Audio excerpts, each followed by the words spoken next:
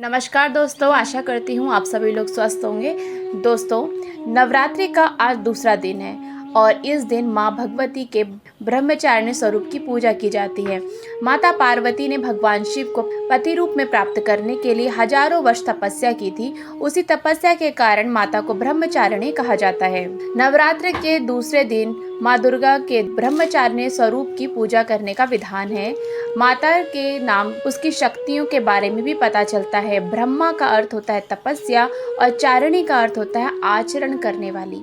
माँ ब्रह्मचारिणी की पूजा आराधना करने से आत्मविश्वास, आयु, आरोग्य, सौभाग्य, अभय आदि की प्राप्ति होती है। माता ब्रह्मचारिणी को ब्रह्मी भी कहा जाता है। माँ भगवती की इस शक्ति की पूजा अर्चना करने से मनुष्य कभी भी लक्ष्य से विचलित नहीं होता और सही मार्ग पर चलता है। शास्त्रों में बताया गया है कि माँ दुर्गा ने पार्वती के रूप में पर्वतराज के यहाँ पुत्री बनकर जन्म लिया। महर्षि नारद के कहने पर उन्हें जीवन में भगवान महादेव को पति रूप में पाने के लिए कठोर तपस्या की थी। हजारों वर्ष तक अपनी कठिन तपस्या के कारण ही उनका नाम तपस्नी या ब्रह्मचारिणी पड़ा।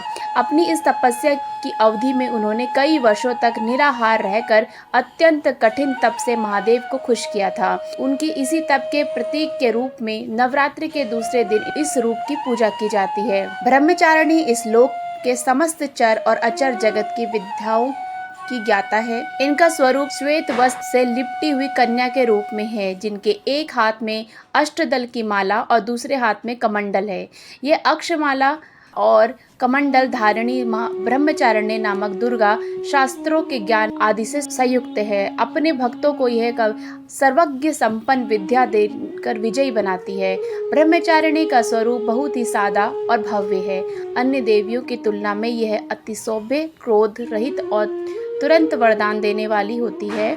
नवरात्र के इस दूसरे दिन माँ भगवती को चीनी का भोग लगाया जाता है। ऐसा विश्वास है कि चीनी के भोग से उपासक की लंबी आयु प्राप्त होती है और वह निरोगी रहता है तथा उसके अच्छे विचारों का आगमन होता है और साथ ही माता पार्वती के कठिन तप को मन में रखते हुए संघर्ष करने की प्रेरणा भी प्राप्त होती है। नवरात्रि के दूसरे दिन पीले वस्त्र पहनकर पूजा कर अर्चना करनी चाहिए, क्योंकि माता ब्रह्मचारिणी को पीले रंग से बहुत प्रिय है और भारतीय दर्शन में पीला रंग पालन पोषण करने वाले स्वभाव को दर्शाता है और यह रंग सीखने, उत्साह, बुद्धि और ज्ञान का संकेत भी है।